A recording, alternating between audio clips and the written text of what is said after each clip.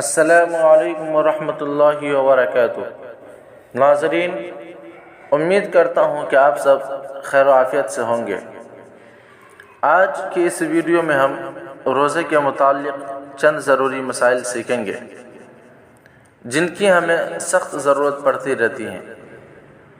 Video شروع کرنے سے پہلے آپ تمام احباب سے یہ درخواست ہے کہ میرے اس چینل کو لائک اور سبسکرائب ضرور کریں، نیز بیل آئیکن پر بھی کلک کر دیں تاکہ میری آنے والی تمام ویڈیوز آپ تک سب سے پہلے پہنچ سکیں۔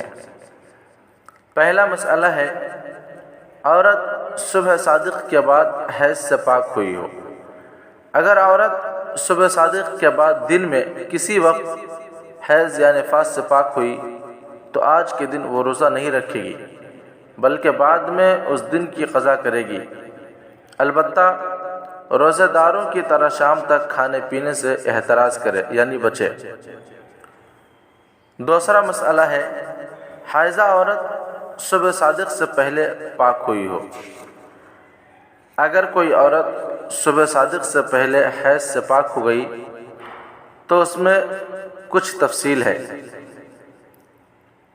اگر وہ 10 دن مکمل حیض میں رہ کر پاک ہوئی ہے تو اب خواہ صبح صادق سے پہلے اسے غسل کا موقع اور وقت ملا ہو یا نہ ملا ہو، بہرحال وہ اس دن کا روزہ رکھے گی۔ اور اگر 10 دن سے کم میں پاک ہوئی ہے تو یہ دیکھا جائے گا کہ صبح صادق سے پہلے وہ غسل کر کے پاک ہو سکتی ہے یا نہیں۔ اگر اتنا وقت ہے کہ پاک ہو سکے تو اس پر اس دن کا روزہ رکھنا ضروری ہوگا، اور اگر اتنا وقت نہیں ہے کہ غسل کر سکے، گویا کہ عین صبح صادق کے وقت پاک ہوئی ہے، تو اب اس پر اس دن کا روزہ رکھنا درست نہیں ہے بلکہ بعد میں قضا کرنی ہوگی۔ تیسرا مسئلہ ہے، دن میں بچہ بالغ ہوا یا کافر مسلمان ہوا۔ اگر دن میں کسی بھی وقت بچہ بالغ ہوا یا کافر اسلام لے آیا تو ان کو شام تک روزہ داروں کی طرح رہنا ضروری ہے۔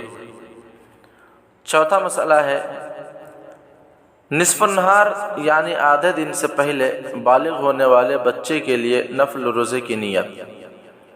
اگر بچہ نصف النہار شرعی یعنی آدھے دن سے پہلے بالغ ہو جائے اور اس نے اب تک کوئی منافع روزہ کام نہ کیا ہو، یعنی ایسا کچھ نہ کیا ہو جس سے روزہ ٹوٹ جاتا ہے، تو وہ نفل روزے کی نیت کر سکتا ہے۔ حوالہ کتاب المسائل جلد 2 صفحہ 150۔